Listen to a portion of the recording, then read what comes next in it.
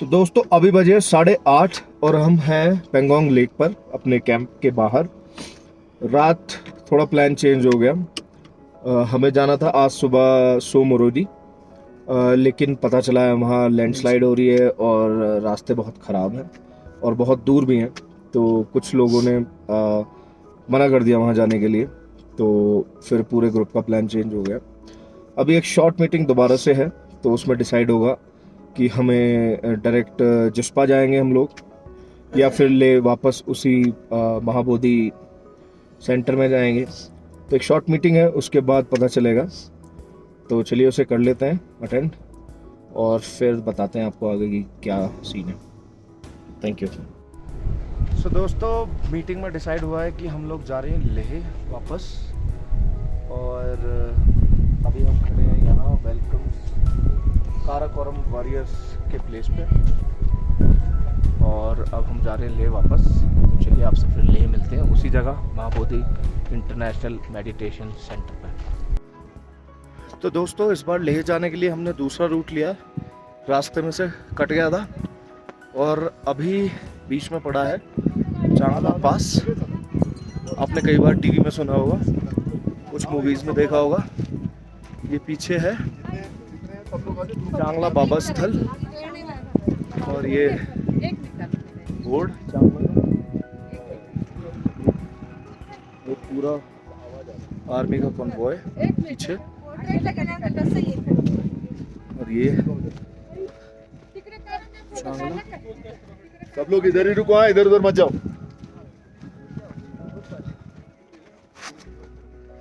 चांगला पास,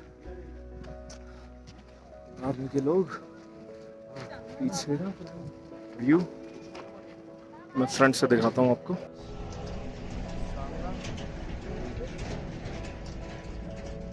और इसकी हाइट है 17,688 फीट।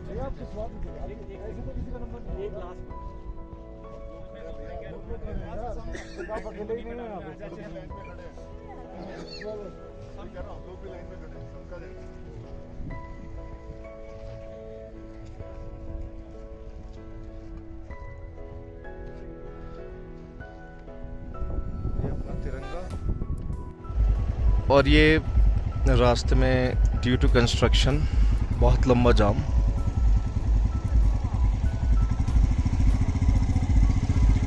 और ये ट्रैवलर्स वाले जो हैं रॉन्ग साइड में आके और जाम लगा रहे हैं।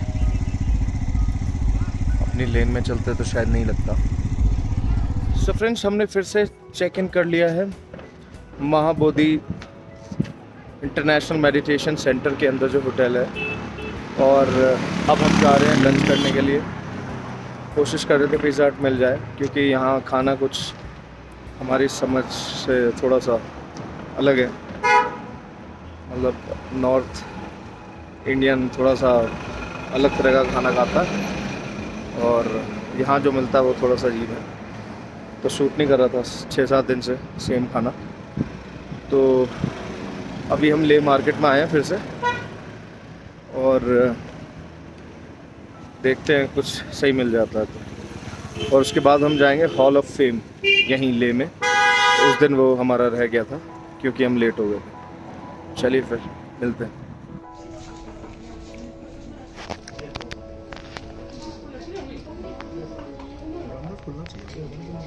क्या तो दोस्तों हम आ गए हैं hall of fame war memorial, जो कि है सामने।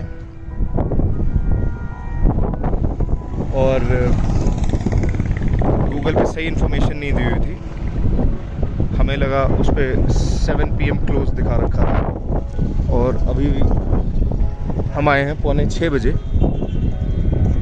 और यहाँ पे बता रहे हैं कि एंट्री 5:30 तक थी। तो मैं आप लोगों को बाहर से दिखा रहा हूँ। ये बाहर इसमें कुछ टैंक्स और आर्टिलरीज खड़ी हैं। ये इसका मेन गेट है hall of fame. Country first nation always, ऐसा कुछ लिखा हुआ। ये भगवान बुद्ध की स्टैचू,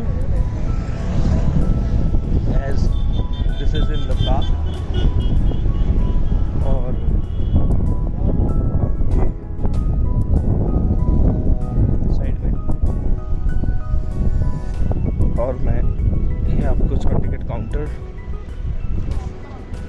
दिखा देता हूँ। ये इसका टिकट काउंटर, ये hall of fame Zorawar fort entry tickets, no cash card only, Monday close. और ये सामने इसके जोरावर फोर्ट, जिसके अंदर कुछ शोज होते हैं। और ये इसके बाहर लाइन से काफी सारे टैंक्स, आर्मी जीप, आर्टिलरीज खड़ी हैं।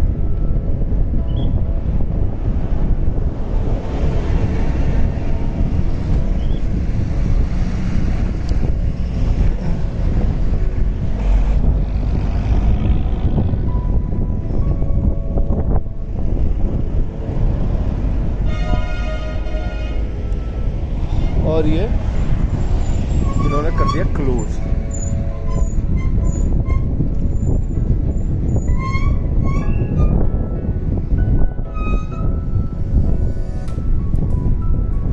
और यहाँ एक बोर्ड लगा हुआ है जिस पे लिखा है स्वर्णिम विजय वर्ष, नीचे 1971 के भारत पाक युद्ध में भारतीय जीत की स्वर्ण जयंती।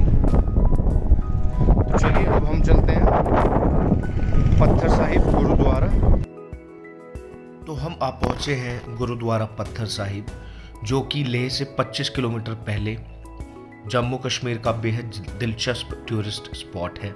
दिलचस्प इसलिए क्योंकि इस जगह से एक ऐसी कहानी जुड़ी है जिसे जानकर यहाँ आने वाला हर शख्स हैरान हो जाता है। श्रीनगर से लेह के बीच स्थित इस गुरुद्वारे में हर साल हजारों श्रद्धालु आते हैं।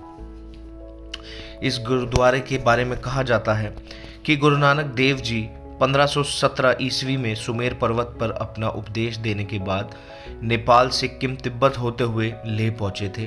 तब उन्हें लेह के पहाड़ी पर रहने वाले एक राक्षस के बारे में लोगों ने बताया, जो उन्हें प्रताड़ित करता था। लोगों का दुखड़ा सुन गुरु नानक देव ने नदी के किनारे आसन लगाया। यह देख राक्षस बौखला उठा और उन्हें मारने की योजना बनाई। फिर एक दिन जब गुरु नानक देव जी ईश्वर की भक्ति में लीन थे, तब राक्षस ने पहाड़ से उन पर एक बड़ा पत्थर गिराया ताकि गुरुजी नीचे दबकर खत्म हो जाएं। लेकिन एक अनोखी घटना घटी। गुरु नानक देव जी से स्पर्श होते ही पत्थर मोम में तब्दील हो गया और गुरुजी के शरीर का पिछला हिस्सा पत्थर में धंस गया। पत्थर में धंसा गुरु नानक देव जी के शरीर का निशान आज भी पत्थर पर मौजूद है।